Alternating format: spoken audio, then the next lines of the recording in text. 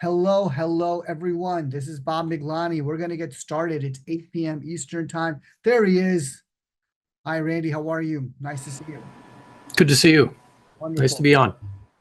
Thank you. And Dr. Marie Homa-Palladino is also with us today. We're going to get started right away. We're going to give you massive value. So, all right, Dr. Marie. So let me just share some information with you. Thank you for joining. My name is Bob Miglani, the founder of Hoot. Dr. Marie, there she is. Hi. Nice to see you. Wonderful to see you. Happy summer, everyone. Happy summer, Dr. Marie. We're going to share value with you. We bring speakers who have depth of knowledge and experience because we believe that's what you need in order to grow your Ortho-K myopia management business. So we've got two terrific speakers, and we're going to share some value with you. We're going to have some slides. This is being recorded. You'll be able to see the recording later, and you'll be able to tune into many other things afterwards. Okay, so I'm just going to share a couple of things with you. So to get started, set the agenda, if you will. So let me pull that up for you right now. All right, let me pull that up. 1 second.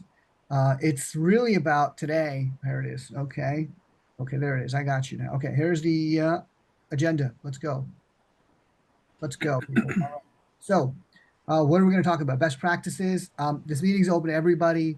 All the examples. This is the kind of everything is fictitious unless stated otherwise. It's for educational purposes. Fees and all that. Anything we talk about, it's up to you to do. Okay. So Randy Kojima is R&D director for CAT Design Group based in Vancouver, Canada. You've seen him on the circuit. You've seen him in conferences. I've seen you here and there, Randy, and I like your shoes that you wear. You're pretty cool shoes. So I've seen that. I want to know where you shop. Nordstrom, where are we shopping for shoes these days? I want to know that. That's the important question for my mind. A clinical advisor to Medmont. He's an adjunct professor, at the Pacific University College of Optometry, where he teaches and works in clinic. He's a clinical advisor to Medmont International Australia on the R&D team. Number of articles have been authored by Randy on posters as well on various contact lens related topics. And he's a contributing author in a number of textbooks. I know what that's like to write a book, Randy. I wrote 3 books. It's hard work, dude. I get it. It requires a lot of depth and just like torture, mental torture. I totally get you. So lectures a lot, and he's a fellow of the American Academy of Optometry, fellow of the British Contact Lens Association. So thank you for being with us today, Randy. Thank you. Pleasure. So next, we've got Dr. Marie Homa-Palladino. I've gotten to know Dr. Marie Homa-Palladino for a couple of years now from Vision by Design, American Association of Myopia Control. Absolute thrill to have you on with us. She is the Director of Medical Optometry and the Myopia Management Center Excellence of the Medical Optometry of America, a growing organization that is really focused in medical optometry. Absolutely thrilled. 30 years of experience with medical eye care and decade in myopia management. And she's exclusively doing myopia management. So she is a pro. She's an expert, people. So if you want to refer to her, I encourage you. If you're in the New York, New Jersey, Pennsylvania area, you need to refer to Dr. Marie because she's a pro. She's committed to advancing the field of myopia management. As you know, she's on the board of directors of AOMC. And their meeting is coming up, VBD, Vision by Design, in Dallas in October. So please see her for that as well. She's also the past president of the Chester, Delaware County Optometry Society and a member of the Pennsylvania Optometric Association. She went to Pennsylvania PCO and is solo practitioner for half her career, really concentrating on contact lenses in pre and post-op care. So that's Dr. Marie. Terrific to see you, Dr. Marie. Thank you for being with us today and sharing content. This is a little bit about me. Nobody cares about me. You care about these two wonderful people. I wrote a bunch of books. I did a bunch of things. I wrote some wonderful books to help people to share stories about life and business and luck. So I wrote 3 books and also have a podcast called Marketing for Doctors you might want to check out. And we had a couple of doctors on, amazing about social media strategies, amazing, really great information. There's also a dry eye Facebook group if you want to check it out. So let's talk about the agenda. Okay. Number 1, we're going to have Dr. Marie is going to talk about talking to parents about Ortho-K, what it means. Then managing parent expectations, communications, time commitment, parent involvement, Randy's going to cover design, fit, and topography.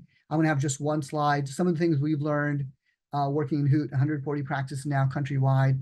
And then we're going to take Q&A for the audience. Okay, so that's what we're going to do. We're going to have a lot of fun. Just rules, any questions you have, just drop it in the chat anytime you want. I'll make sure I'll moderate properly and get that going. All right. So I'm going to stop sharing and I'm going to hand it over to Dr. Marie, who's going to take over and present for us. Dr. Marie, please.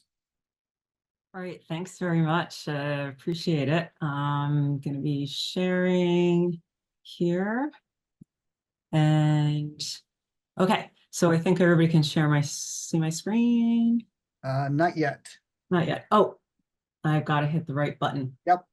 There we go. Yes, it's coming. Wonderful. All right, cool. I think we got it now. All right. Thanks very much, Bob, for inviting me and having me on this panel. I'm super excited about, to talk to everyone about communicating about ortho-keratology treatment to your parents and to your patients. This is critical. This is a key point for starting their journey into myopia management, and really presenting it properly is really a key to their overall success. So let's see, we're going to go to the next slide. Okay, so when you're talking to the parents and the patients, of course, you're going to talk to them about myopia, about the distance blur that comes from the elongation of the eye, the increased risk of complications. We all know this, the retinal detachments, the glaucoma, macular degeneration. I kind of take a little bit different spin on this, and I tell my patients, the cool thing about this is we now can help treat this, and we have a solution. We have a solution these days. When I grew up, we had no solution, right? So I have these thick glasses, and so now we have a solution, and our treatments are very good. They're excellent. They're safe and effective. Ortho-keratology in particular is really, really unique because the safety has gone back actually many years. Overnight ortho-keratology was approved by the FDA in 2002. Many of you probably maybe weren't even practicing in 2002. But yeah, I mean, it goes way back to 2002 for overnight Ortho-K. There is no additional risk for infection compared to regular daily wear, reusable lenses. It's safer than extended wear. We have very high DK FDA approved materials that the Ortho-K is made out of. So as far from a standpoint of safety, it's really great. The other thing too is we use solutions that are preservative free. So what we recommend is certain very specific solutions that the patients and the parents should get and use, and that also keeps away any additional problems in the future. And it's extremely effective. Ortho-K, depending on what study you look at, decreases myopia progression about 50%. We have about 50% control with that. Some studies say lots more. I find in my clinic, I get a really great number with that as far as myopia control goes. And the big bonus to talk to parents about is it's not only effective and safe, is it also corrects their vision. So this is a really great thing to as an alternative to the soft contact lenses, because they can manage this all at home. And when I say that to parents, they're like, really, this is great. Like, I don't have to send my kids out with contact lenses like in their eyes, or they know how they are with their glasses that they don't wear. So they can manage all this at home, and it's really a wonderful thing with the Ortho-K. I have to give a shout out to Hoot. And because we've signed up with Hoot, and it really makes a difference as far as communication with the parents.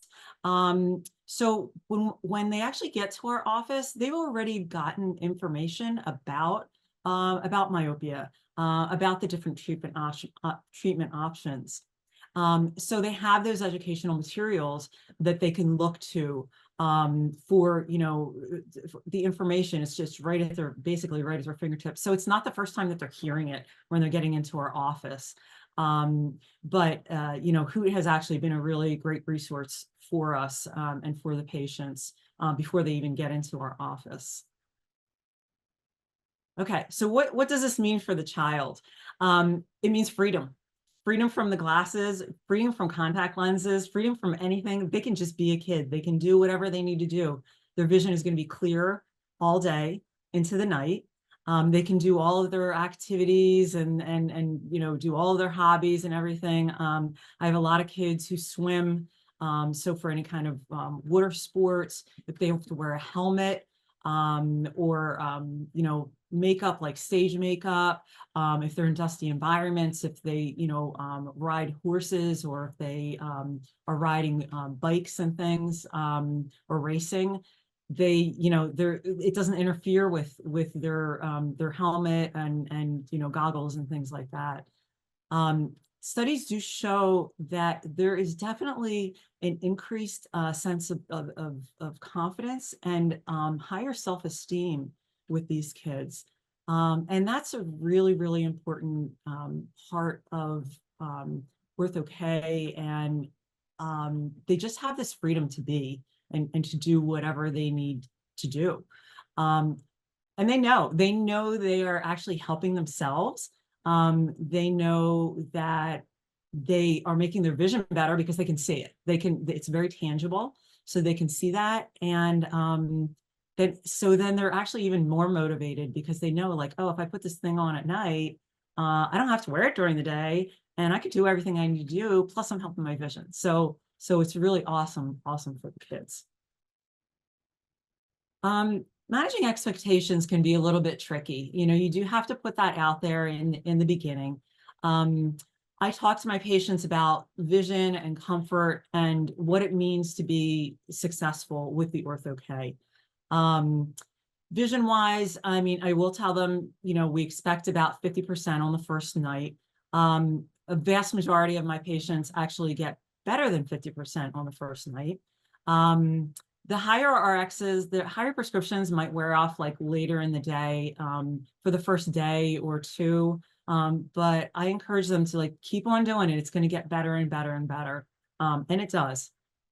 I do tell them, you know, if we need to refine the Ortho-K, it's going to take a few weeks. So don't be surprised if, you know, we give you a certain, you know, a set of retainers, and then you're in them for a few weeks. And I say, oh, you know what, we're going to refine this. We're going to make it even better.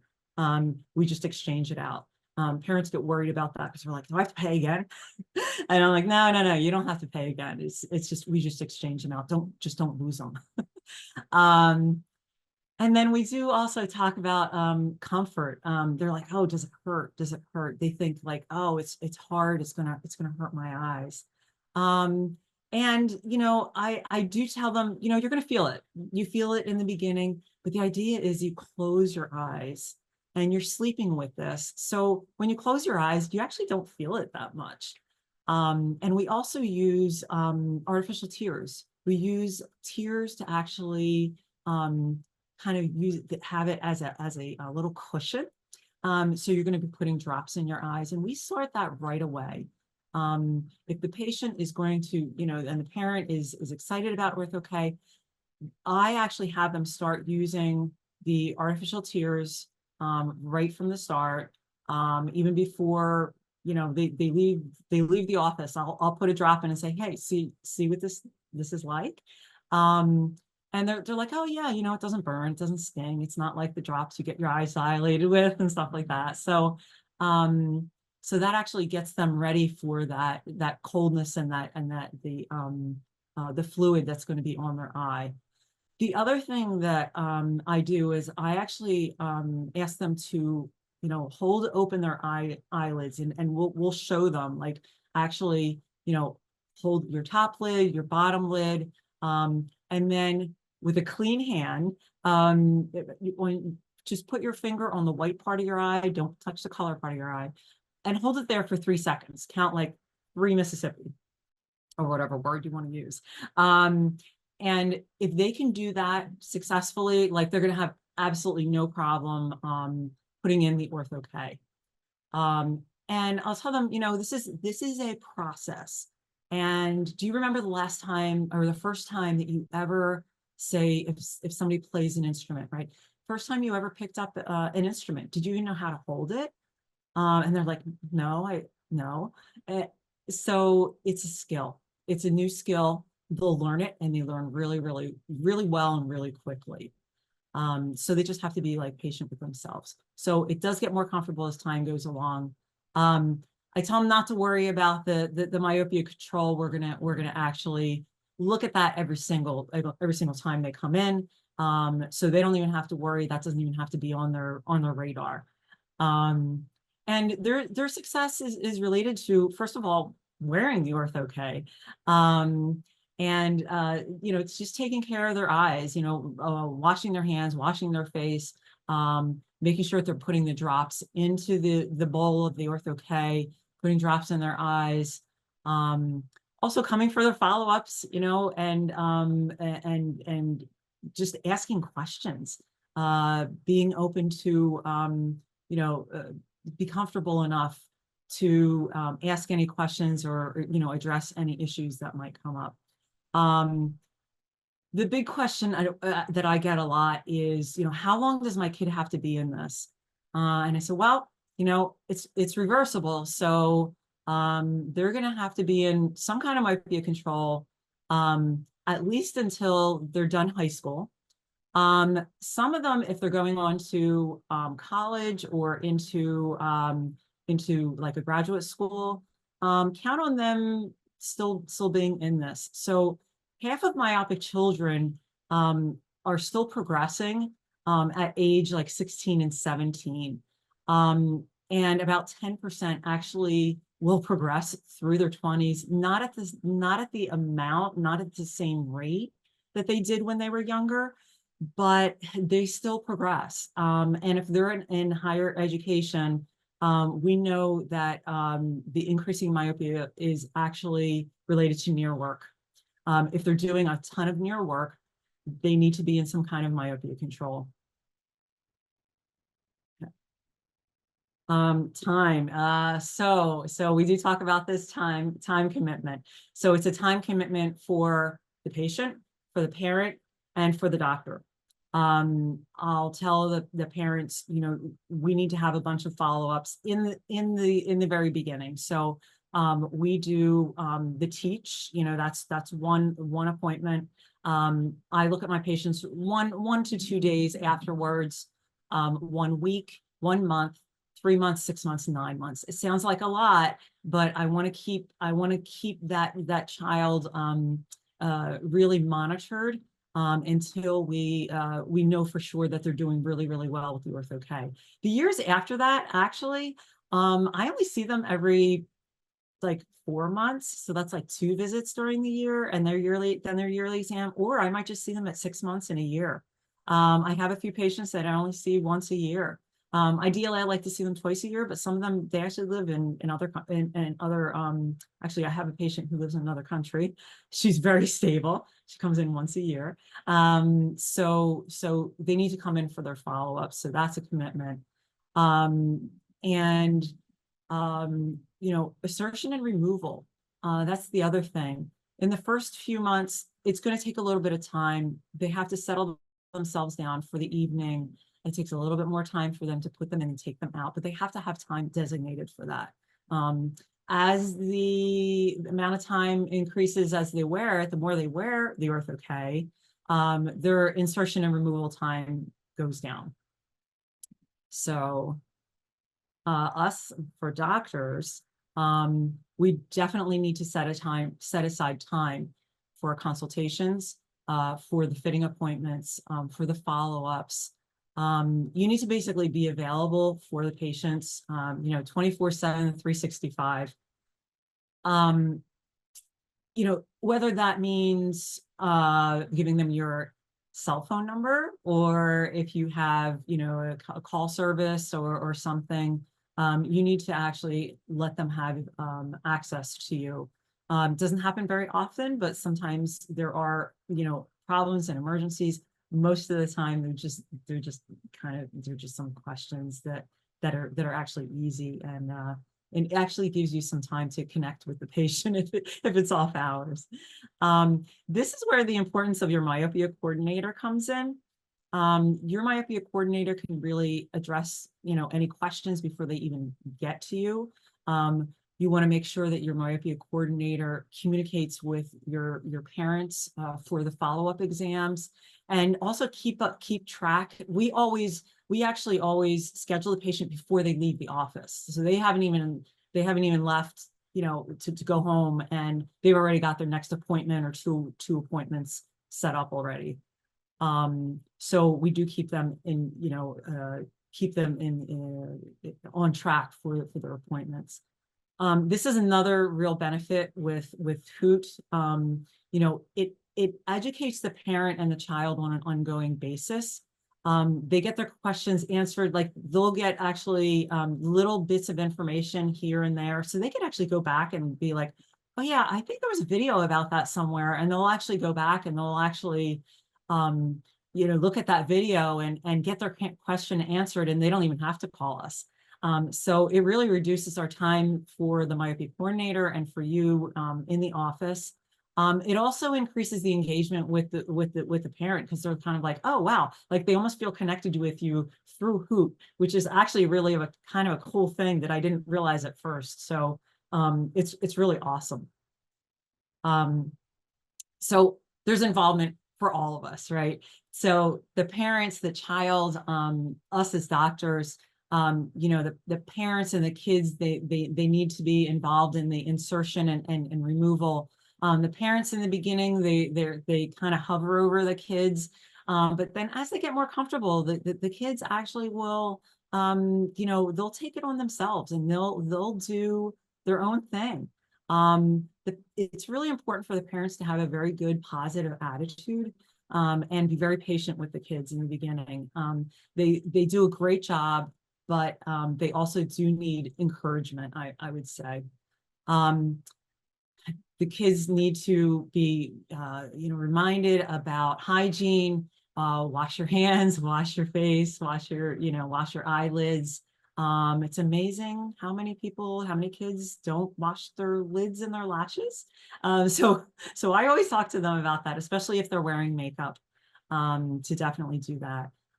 They got to keep track of their solutions, and we do actually ask them about solutions all the time. What are you using? Are you using the preservative-free solutions? If you have a question about a solution, shoot us a text, and take a picture of it to make sure that it's okay. Because if you switch up solutions, that could totally mess up your treatment. And we ask the parents and the kids, if anything seems kind of not right, please call us, text us, and just communicate with us and let us know as soon as possible. If there's anything that needs to be addressed, we can let you know, if you need to come in, or actually you can just, come in yourself and just make an appointment. The doctors ourselves, we need to just give our updates to every single time, how the parent or how the child is doing, encourage them, continue your treatment. You're doing a great job. And just keep on going with it. And also the other thing too is we really need to keep track of the Ortho-K retainers themselves, like how old are they? Because after about a year or so, they really start to go downhill. You get warpage that messes up your treatment, and you just need to replace it. I mean, what else can you think of that you use every single day for that amount of time? They're sleeping 8-9 hours or so during the day. What else is there? You've got to replace that. So That is my presentation. Thank you very much. I appreciate all your time, and I know you probably want to watch the All-Star game. Well, before that, Dr. Murray, we have a bunch of questions for you. Okay, great. If it's okay, we'll take some Sure. questions here. You could stop sharing the screen and then we'll see, so we have one question here. Dr. Marie, have you seen any differences by sex in the myopia progression data?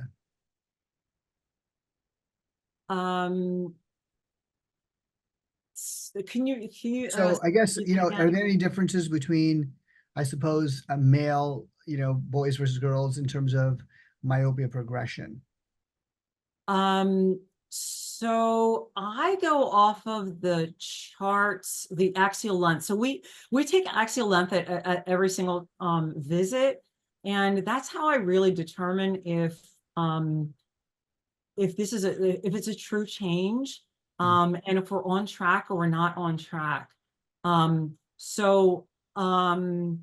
mean, there is a difference in males and females, and also in different ethnicities as far as axial length goes. Yeah, do you think boys get myopia progression? Are they progressing more so than girls, or is it Actually, the other way around? Asian girls actually progress faster than Wow, any others. interesting. So yeah, so it's really interesting. Yeah. I mean, I suppose the studies are probably not there in controlling how much screen time or studying the boys are doing versus the girls are doing, or, or I don't know if we know that. I mean, it's hard to Yeah, control. there are a lot of studies going on, and there everything is kind of like ongoing. Yeah, yeah, But I could always look into that. But at this point in time, like what I'm really looking at is for my individual child compared to their ethnicity, their age group, what is the expected amount of progression yeah, at yeah. that point. Yeah. Great. No, terrific answer. Thank you for that. Thank you for that. Okay, thank you. I have another question here in the Q&A. Okay. Someone sent me here. Do you typically recommend that your Ortho-K and MiSight contact lens patients use a lid disinfection spray like Avenova? I actually like to keep it simple. So the parents, I don't think that's a bad thing. But I feel like they have enough to like to get. And they just need to have good hygiene, good lid hygiene. Avenue is great. I mean, it's a great product. I don't personally use it. I know doctors who do use it in their practice, but you need to just do something to make them aware of their lid hygiene. There are other products that I will recommend, especially if they are wearing makeup. So for makeup removal is one thing, but then washing their lids afterwards is a whole different thing. Got it. So, Got it. Thank you for that. And then we have another question here. Do you recommend going more than a year with the retainers? I don't. I really don't. I don't like to have the cornea change, and I have noticed this with patients. You start getting into that like around the 14-month mark. They just start to get warped. You get these weird topographies, and the vision goes down, and maybe the kid is starting to get a little bit of blur later in the evening. I don't wait. I'm very, very proactive with my treatments in my office. So I don't wait. Why should I wait until it gets bad? Because sometimes the cornea warps, then you've got to unwarp it, and then you don't know what changes you're making to the Ortho-K. So I don't wait. Yeah. And I don't recommend doing that. Yeah. Yeah. I mean, so you're changing them every year? Yes. Okay. Okay. Thank you Yeah. for that. Thank you for that. And I suppose there's a fee for the parent that they are aware of, that they know they've got to come back every year. Absolutely. We go over that from the very, very beginning. We have a system where they pay a certain fee the first year. Yes. That fee goes down in subsequent years, Perfect. significantly goes Perfect. down. Yeah. Thank you for that. Another question here. What would you estimate your conversion rate is in myopia management patients that actually agree to do some sort of treatment? So how many, if you have 100 or so, do you have a sense of like how many sign up? I mean, now you're in a specialty, Yeah. right? You're I'm actually, in it. Well, yeah. I mean, I'm in a specialty practice, but I actually wasn't in a specialty practice for when I had my own practice for 14 years. I personally have about an 80% sign up rate. yeah, yeah. So Sure. yeah, yeah. Sure. And a lot of that has to do with honestly, it's a combination of communication with your myopia management coordinator. It's great, like I mean, honestly, even even if you guys didn't sponsor this, like I would still say, so actually has been really great. You just have to communicate with the parents and the patient. So they're very confident. They're very confident when they come to our office, and we make sure they understand what's going on in their treatment plan and everything. Yeah. So Yeah. we have a high. Well, I think, I mean, not to, I mean, what we do is who does, just kind of a quick thing is that we amplify you. It's not about who's just a tool. It's really you. You're the star, and you're the ones that you're building a relationship with the parents. But you've got all this stuff you got to show them and, teach them. And that's kind of what we do is just give you that stuff in an Right. easy way. And so, but it's you, Dr. Marie, it's all you. It's you are the star. And what we want is that relationship between the doctor and the parents to be like this. We don't want, time has been pulling away, fracturing the doctor-patient relationship. What we're trying to do is to use technology to reinforce that relationship. So, Yeah. but I mean, from what I heard from your presentation, I really enjoyed the fact that, you give them your cell phone number, you ask them, hey, have any questions, you call us. It's over communicating in a way that just imparts this idea that there's care, that this doctor really gives a crap about my child. Yes. And that Yeah. there's something going on and I need to do something because she is telling me all of these things and she's sharing all this information. And you feel that. You feel that vibe when I'm even just talking to you right now. You're so committed to it and you have your act together and your process together. So it's wonderful. So I just wanted to say that that's really important here. One other quick question and then we'll go to Randy next. And then we have a couple of questions we'll save maybe till the end here. So here we go. Here's the question. Do you do Ortho-K with more than minus 150 astigmatism? Yes. Okay. Yes, I do. Yeah. Okay. Excellent. Thank you for that. And then someone's asking about fees here. So I don't know how much you can share, but how much do you charge for Ortho-K year 1 versus year 2? How many pairs of lenses do you spend for the patient? It's a little tricky. I get, sharing fees, but if you have a sense of it, that might be helpful for people.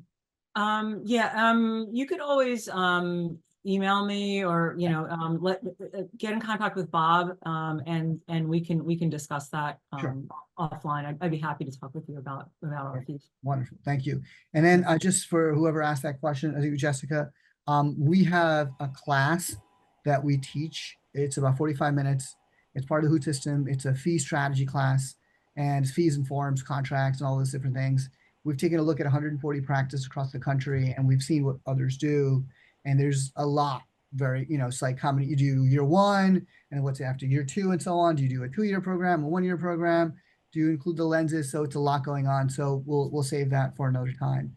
But I just want to say thank you, Dr. Marie. Stay on with us to the end, please. If people have other questions, I want to bring you back for that. So I want to turn it over to Randy. Thank you, Dr. Marie. You can go off camera and just stay on with us. And Randy, how are you? Good. How's it going? Right. Great. Thank you. So I'm going to move into, so what happened to my camera here? Is that you? That's you. Okay. Wonderful. Randy's ahead of me. Randy, take it away. Talk to us about optimizing Ortho-K. Thank you. Hey, sounds good. Thanks, Bob, for having me. And let me share with your team a little bit about ortho-keratology. Guys, I really geek out about topography. I just absolutely love this tool. I do work in industry as a clinical advisor for a topography company, but part of the thing is that we understand the eye shape with this tool better than anything else, eye shape.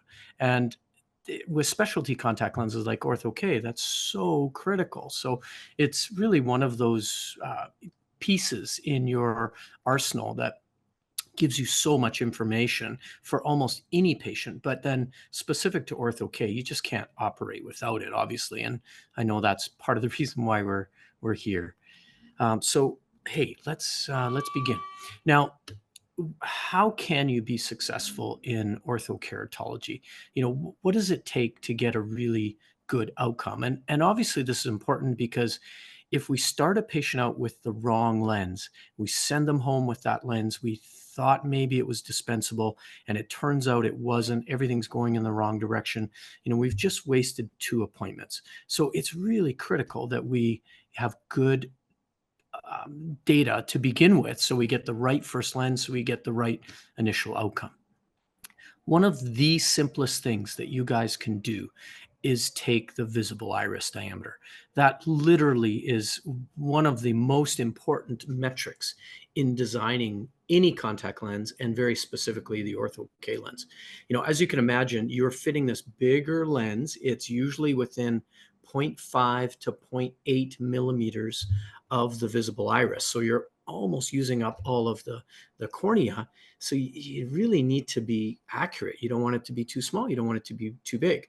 And as you guys can imagine, would you fit the same diameter of lens on a 10/8 cornea that you would on a 12/3 cornea? And it's just not going to give you the outcomes that you desire when we're not fitting the correct diameter. So typical rule is to fit within 0.5 to 0.8 of the visible iris diameter. So whatever your VID is, you're subtracting 0.5 to 0.8. So a half millimeter to, you know, almost a millimeter. But I tend to be on the bigger side. Bigger is better, definitely in rigid contact lenses, less movement, more stability, better comfort, better outcomes.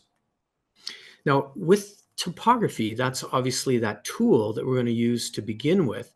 And it's very important with this big lens that's fitting within 0.5 millimeters of the visible iris diameter to get coverage all the way out to where the lens will land, where the edge lift is, what the toricity is. All of these things are really critical to our success. The challenge, of course, is 85% of the patients that we fit in orthokeratology are kids and small fissures and a little bit apprehensive about this instrument coming toward them. So we really have some challenges with lids and lashes. And for those of you that have a Medmont topographer, then you'll have the ability to change fixation. Take a photo right down the visual axis, snap your image, have the patient look up for rings, snap your image, push the rings down to the bottom, have the patient look down, push the rings up to the top, nasal, temporal. All of those are converted into a topography, and then they're merged together to create a larger view of the eye. So this image you see on the right obviously is the merged image, what's called a composite if you're a Medmont user.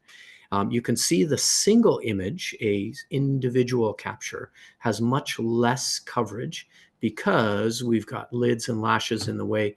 You know, it's easy to ask the patient to pull down on their cheek, look up, get some data. Now, what if you don't have a Medmont? Does that mean that you can't have a good outcome? Absolutely not. Just remember to take multiple images. Never, ever trust your corneal topographer. You know, especially a reflection-based topographer is reflecting off the tear film, not off the epithelial tissue.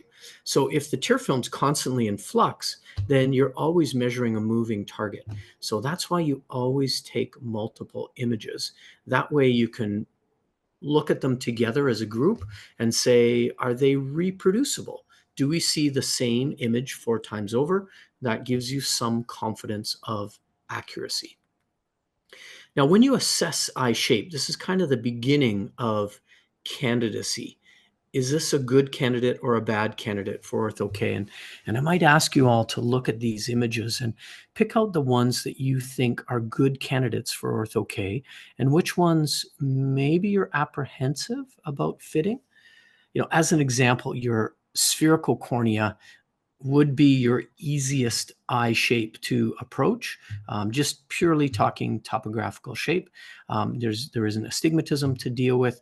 We're just basically pushing myopic change. Your apical astigmatism, when you see the figure 8 or the hourglass shape, when it's confined to the center, Ortho-K does a very good job of squeezing out the astigmatism when it's apical. When it's limbus to limbus, like this one, it's trickier. The tissue tends not to respond as easily, so therefore you're more likely to leave the patient with residual astigmatism. It's going to be a tougher go to create a happy outcome. When the patient's in between, it could go either way. It could be good, it could be bad, but don't be afraid to fit the astigmatic patient. As Marie said, a patient over 1.5 diopters of astigmatism is not necessarily contraindicated. You don't know which patients will respond very well to Ortho-K, where their tissue will sphericalize over a large area. You don't know which ones will be difficult. And that can only be understood by beginning treatment. So don't let it scare you. But if I were seeing this patient come in with limbus to limbus astigmatism, that would lead me or prepare me for the fact that it might involve more office visits. It might involve more lenses to try to get things right.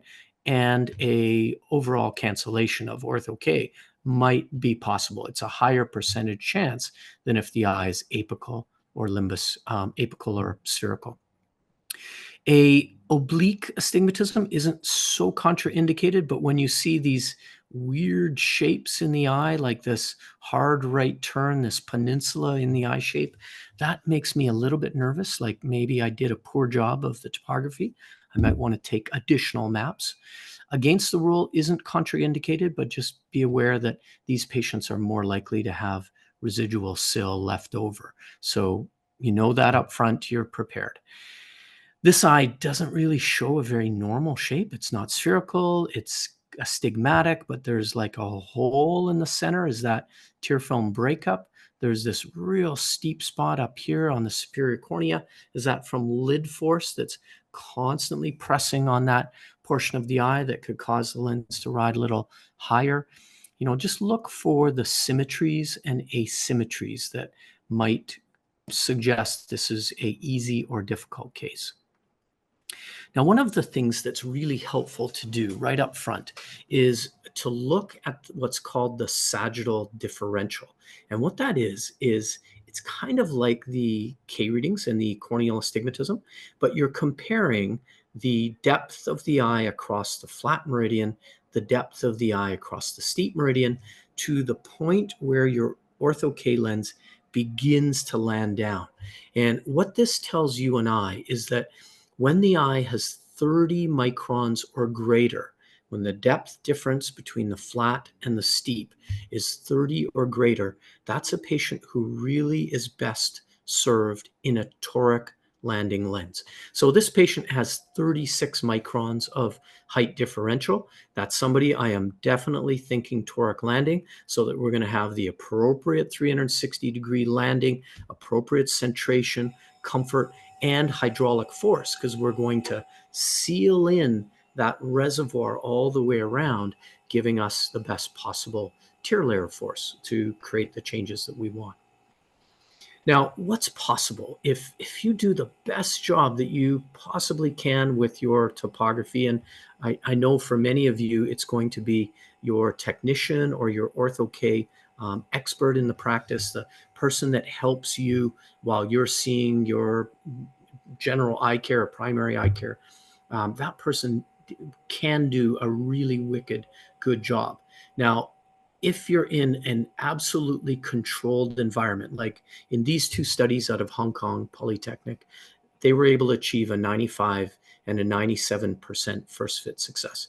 One of the highest I've ever seen. But that's a controlled environment, you know, where they're picking candidates uber selectively, where they're really only taking, you know, the best candidates for the treatment. So in the mere mortals practice, what's possible? Well, with really a very limited amount of data, the RX, the K readings, visible iris diameter, it's possible with the Euclid lens to get an 87% first fit success. So you can assume that 80% or so is possible.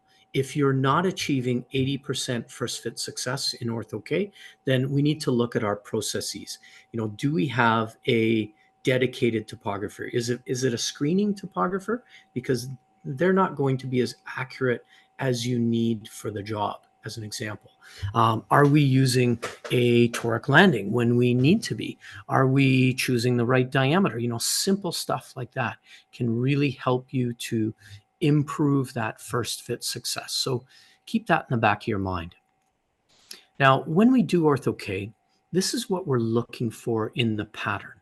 But what is that exactly? And part of it is to have a lens that appears to be touching, but is not hitting the central corneal epithelium. The fluid layer is so thin that you can't actually pick up that the lens is hitting the central cornea. Now, when a lens does hit the central cornea, it is pretty typical for it to laterally displace. You may see with each blink that it's got a little bit of a hook in its movement. It tends to be more lateral. So that's kind of a dead giveaway. When you're looking at the fluorescein pattern, it looks like central corneal bearing. You're not certain. If it's primarily just going up and down with each blink, pretty good sign that the lens is not hitting the central cornea. Almost every time in a corneal GP or any rigid contact lens, when it crashes into the central cornea, it wants to go nasal or temporal. So here we're not seeing that. We're seeing a healthy reservoir 360 degrees around. But the thing I look for and that I think is most important to our success is this alignment here. We really want that lens to have a glove fit 360 degrees around. And then, of course, the healthy edge lift all the way around. But the landing is really, to me, maybe the most important part. If the lens hits the corneal apex and it's laterally decentering, that's a disaster. That lens needs to come off right away. But if the lens is not laterally displacing and it seems to want to be centered, it has 360 degrees of alignment, I am a super happy camper.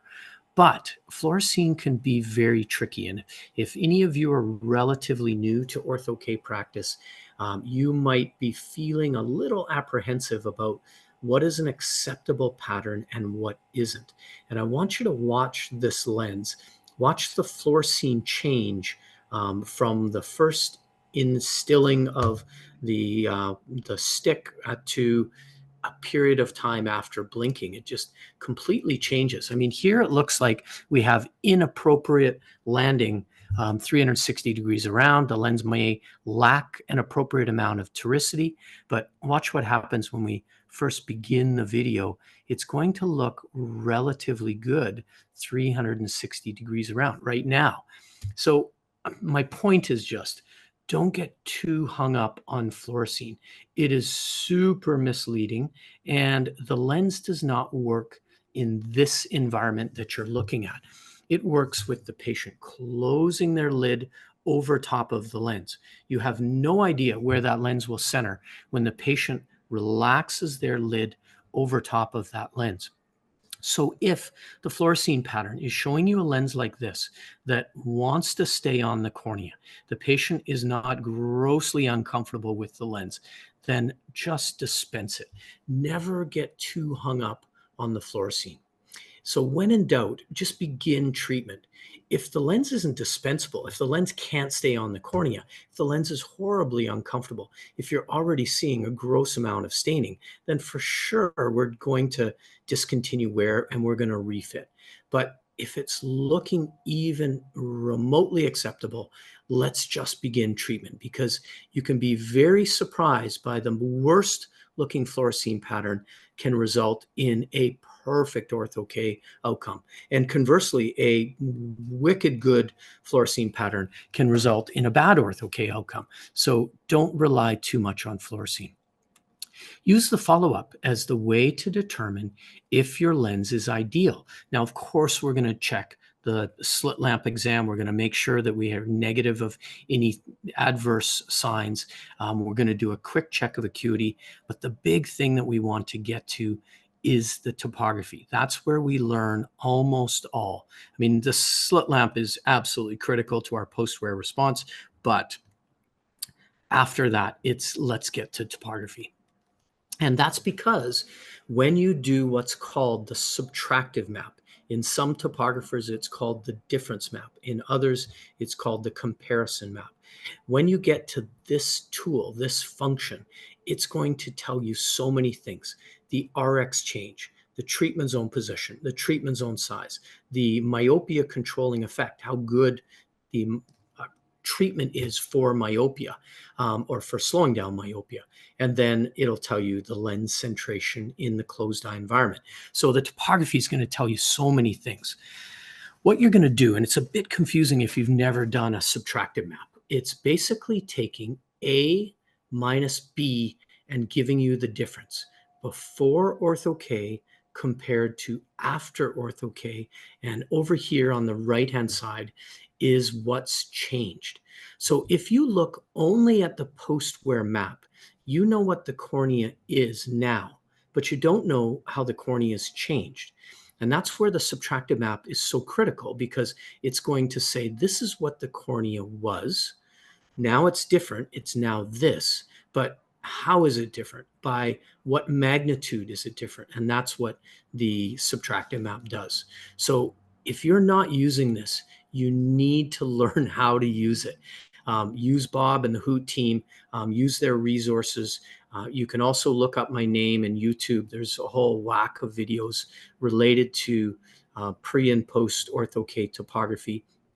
The subtractive map is key, though. Whatever you do, learn on your next patient how to use this, and it will be your best friend in the post-wear exam.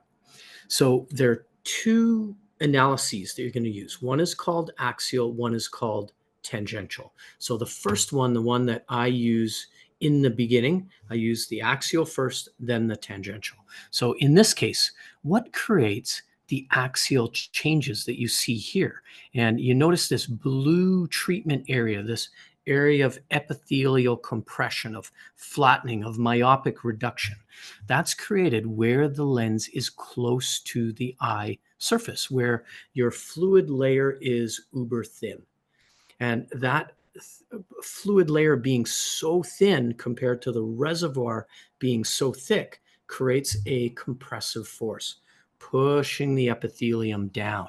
So the axial map is really key for understanding what's happening here in the center. So the first thing that I'm interested in is the RX change. And all I do is click my cursor right on the center. That's the visual axis. That's the fixation point for the patient in the baseline map, the post-treatment map. When you compare the difference, there's a 1-to-1 relationship between the change in radius and the refractive change. So in other words, I don't have to do a refraction post-Ortho-K because my axial topography will tell me this patient had a 3.12 diopter RX change, myopic reduction.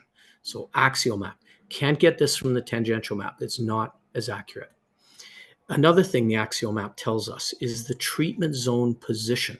So just simply looking at this green-blue border, blue is where you've created myopic reduction, green is where you've created no effect.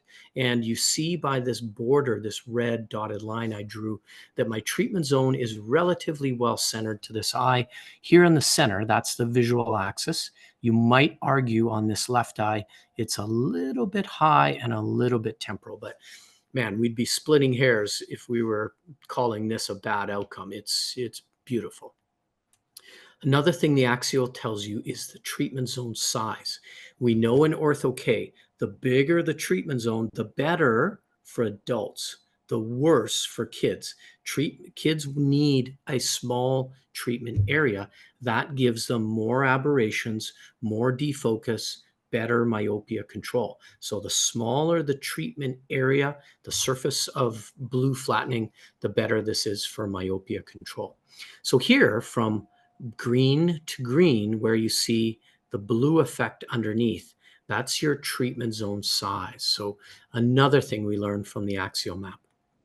Then displacement, where does the lens decenter? And I'm going to draw this cross right here on the visual axis for this patient.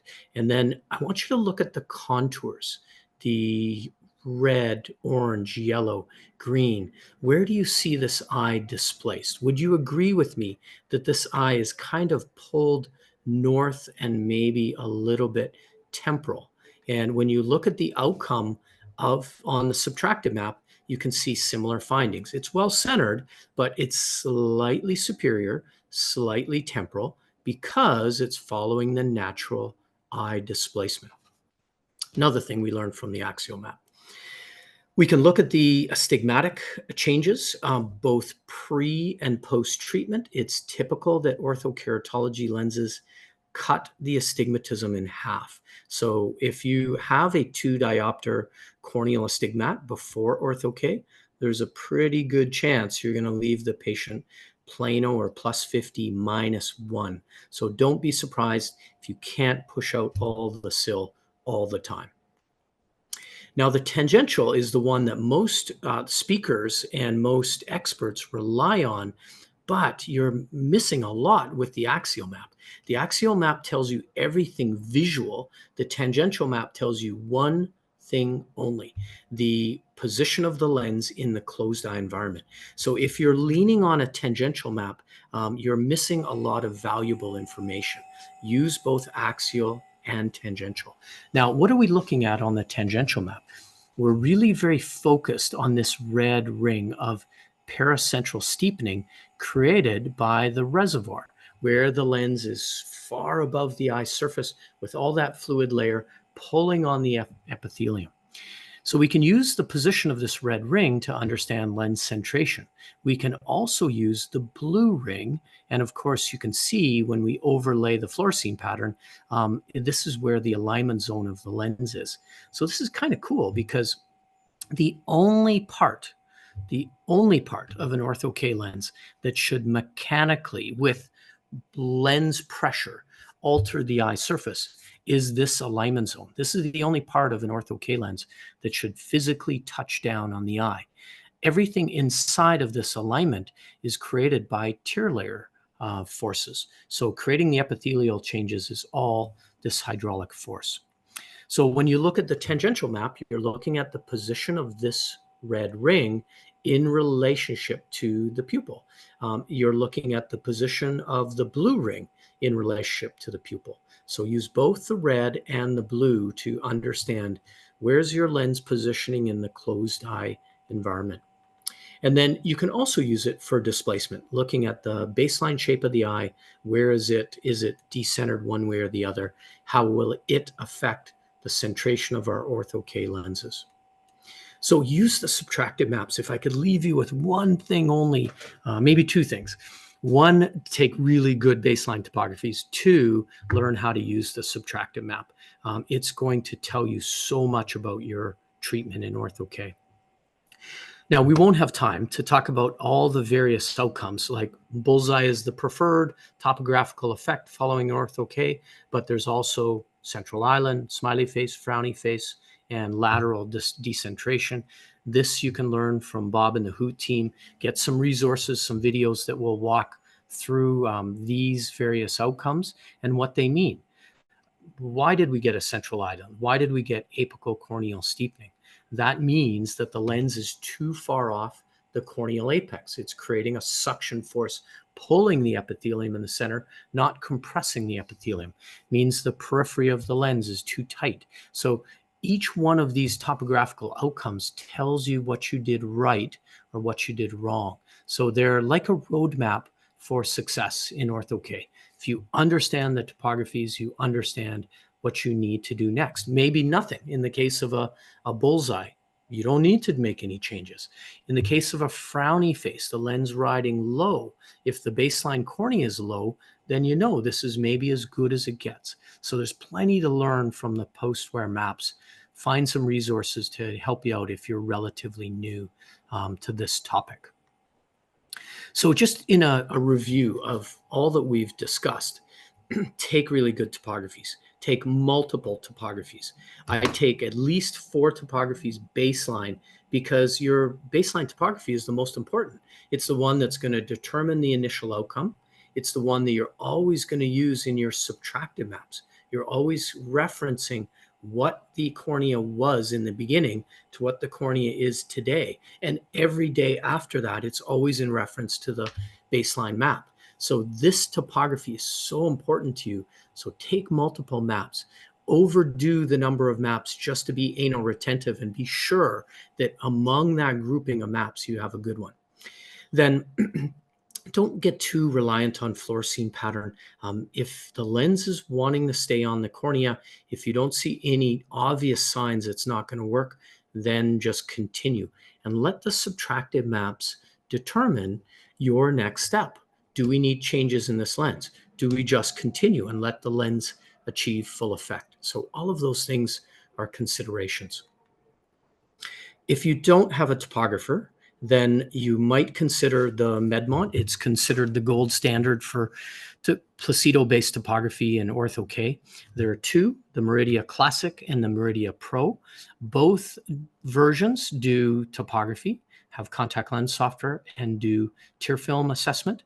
The Meridia Pro adds in the ability to do white light captures, to do meibography, to do fluorescein capture.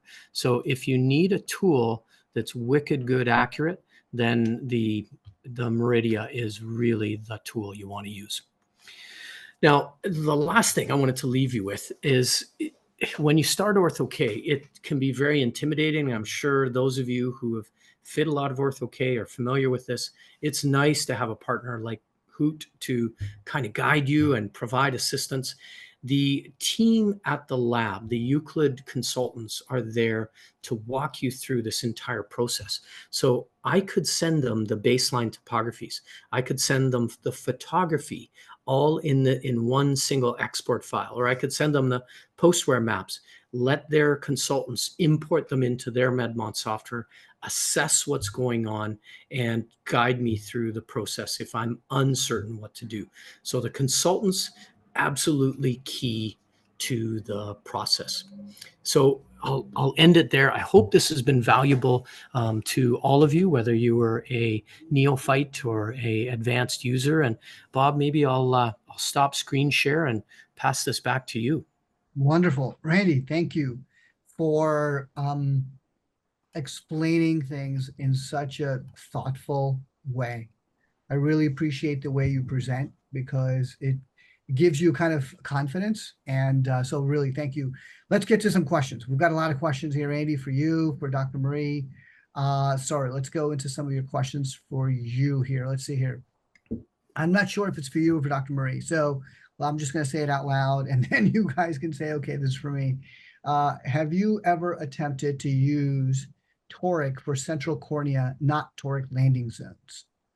I'm not sure if that's for you, Randy, but maybe you can, yeah, tell me.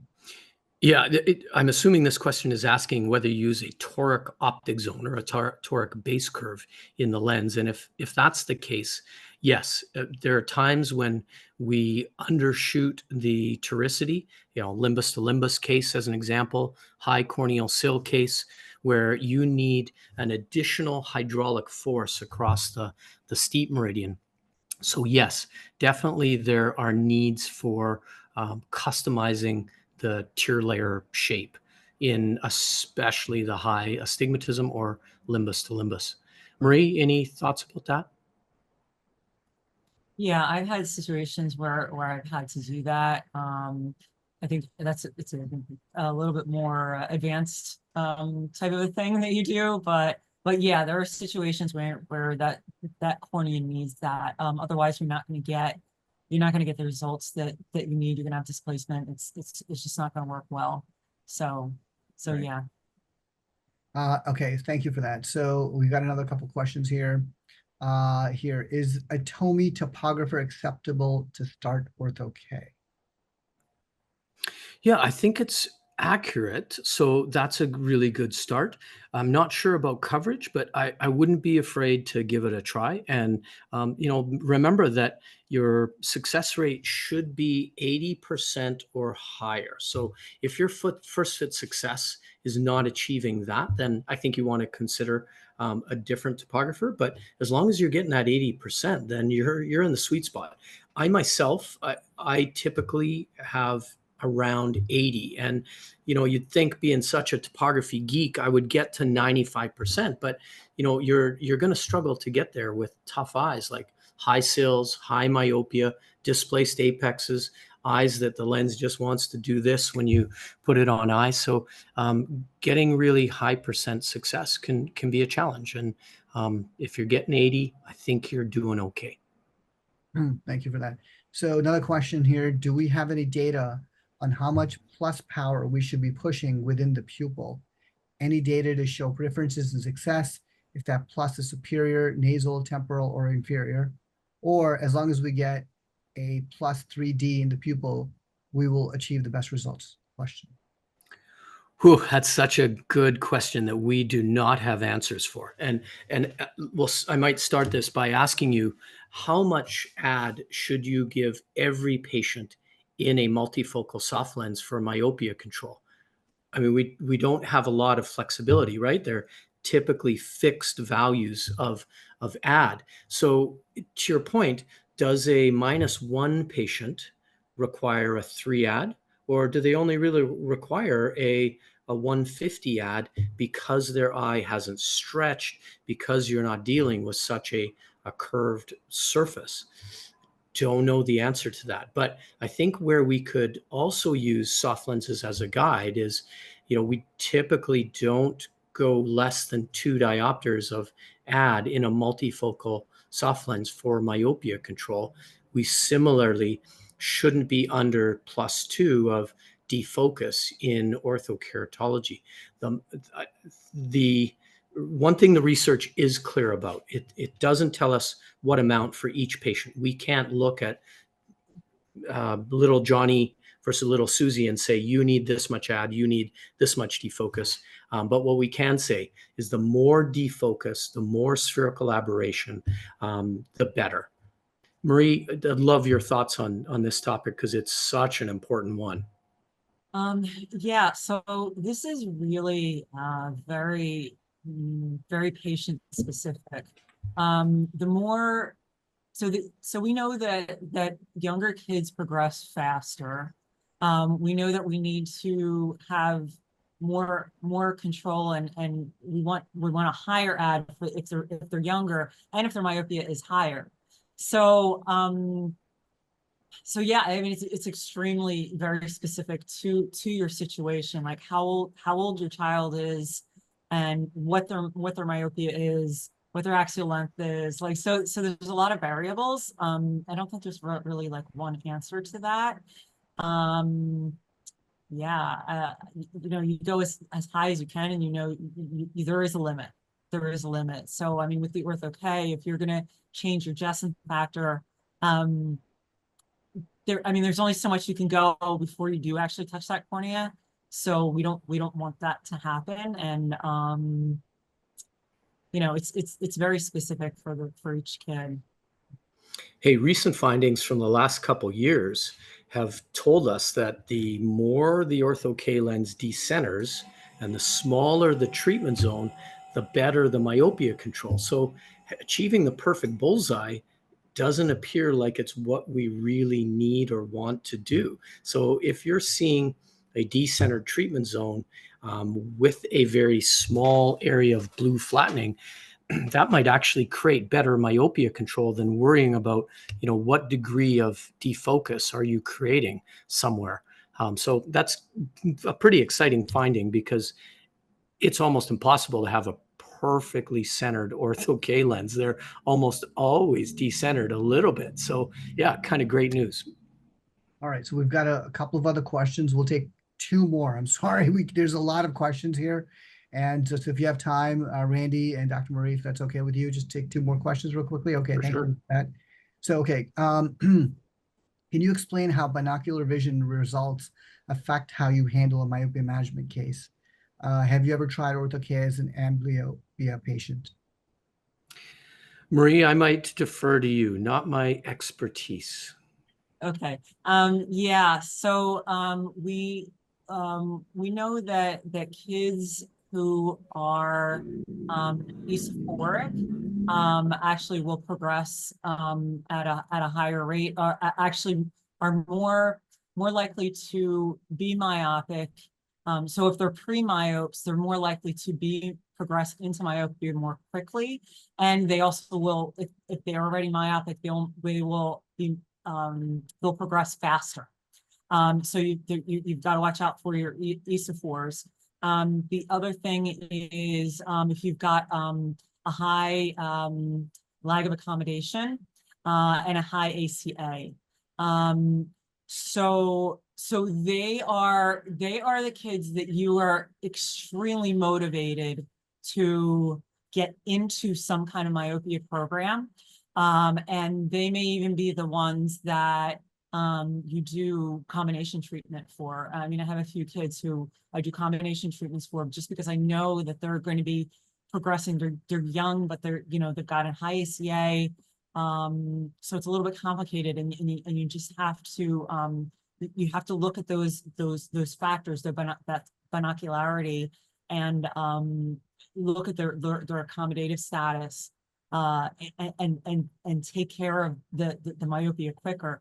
On the other hand, with convergence, convergence, I have seen, and I've seen this with my other colleagues too, that convergence insufficiency sometimes will actually resolve or get better. Their exo status will actually normalize with Ortho-K. So that's a really interesting thing too. So sometimes I'll actually wait a little bit to start a child into a treatment for a therapy program for convergence insufficiency before I I'll do the Ortho-K first, and then I do the CI treatment, because it actually can change. Thank you for that. So do you typically measure corneal hysteresis on Ortho-K patients, and does that affect how you treat?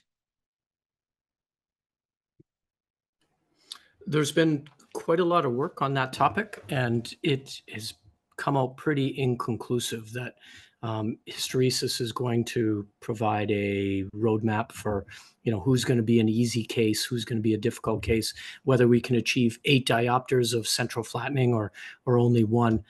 So typically, most researchers, academics, do not, and most practitioners I know do not, only because the research just hasn't been able to support it, hasn't been able to find the correlation. But there has to be something that creates a difference between how kids respond slightly quicker than the adult eye does, and that some patients you can only get 1 diopter of change, and others you can get 8 diopters of change. So there's something we don't know, certainly there, and it could be related. Yeah. Thank you. I think I our look mute- at it a little bit differently. I actually look at corneal hysteresis as a risk factor. So if I see a child has corneal hysteresis of 8, so corneal hysteresis is an independent risk factor for glaucoma.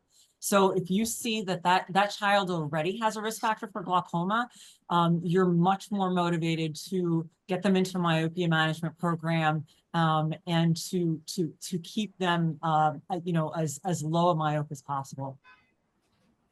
Perfect. Thank you for that. Just one or maybe one or other quick questions here.